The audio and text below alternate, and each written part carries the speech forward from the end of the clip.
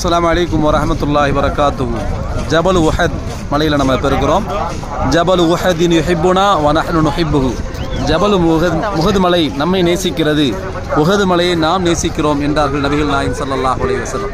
Uhud போர் நடந்த இடம் ஹிஜ்ரி 3 நபி ஸல்லல்லாஹு அலைஹி வஸல்லம் அவங்களுடைய தலைமையில் கிட்டத்தட்ட 1000 நபர்கள் கொண்ட படை, காஃபிர்களில் 3000 நபர்கள் கொண்ட படை, கடைசியாக சஹாபாக்கள் 700 சஹாபாக்கள் கலந்து கொண்டார்கள். 300 நயவஞ்சகர்கள் இந்த யுத்த களத்திலிருந்து திரும்பி சென்றார்கள். அல்லாஹு தஆலா ஒரு மிகப்பெரிய வெற்றியை முஸ்லிம்கள் கொடுத்தான். நாம் பார்க்குற அந்த மலை 5 சஹாபாக்களை நபி ஸல்லல்லாஹு அலைஹி வஸல்லம் ஜபல் ருமாத் என்ற அந்த மலையில் நிறுத்தினாங்க.